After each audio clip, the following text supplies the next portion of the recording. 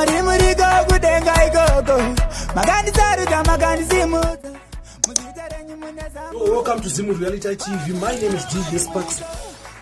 Yo, welcome back again to Zimu Reality TV. Pana pandongwa my latest pandongwa nyadzi dzinenge dzichipisa. Ndo pandana dzokwa muri ndo vandakurakidzai. Saka richingere first time yakosvika panapa usati wasubscribe, please don't forget to subscribe Zimu Reality TV kuitira kuti pandinouya nema latest nguva yega yega zuva rega rega raMwari akupotse ma latest iwayo. Asi kana uchinge wakasubscribe kudhara like zvandokuudzawo mana kuti ndimi mwana uri pakati kati pemoyo wangu, ndimi mwana munondisimbisa. Nyaya nyina yemuzuva ranhasi inyaya imwe post so yangachitarwa vamwe urasta also yavanga vachitanga varuda kusaiza Danzo Doctor, yavanga vachida kusaiza HKD Boss, but HKD Boss vabva vangopindura ipapo kuti zvingopere because post yanetsa yacho yazita kuti HKD Boss vazopindure post ndeiyoyo.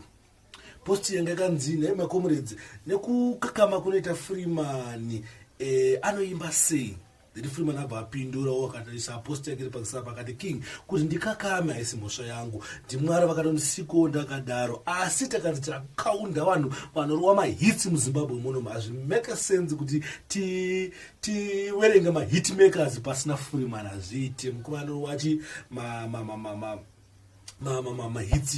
Saka ininika yanguti mukomendo pakisa kuti maiona se post yamukoma Joe yangu achiposta vachiudza Freeman vachibvunza vanhu, Freeman akazoresponda. But inini ndakutongopawo muonero wangu amanaka uyu munhu anodhomoka uyu, ndakutongomuti munhu anodhomoka because I think kwanogara kumarani kwawo kuna vanhu vanokakama anongoona vachiimba ende munhu achiimba akakame.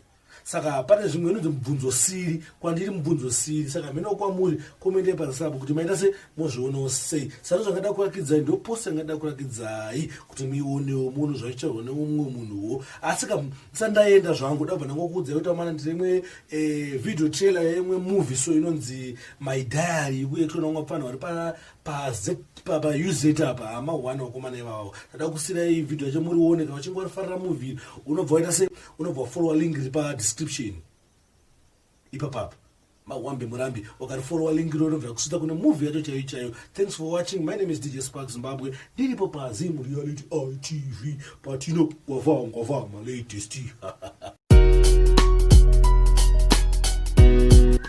3K my friends pa Facebook, 150 my followers pa Instagram, 180 pa Twitter. Yeah, make it a thing.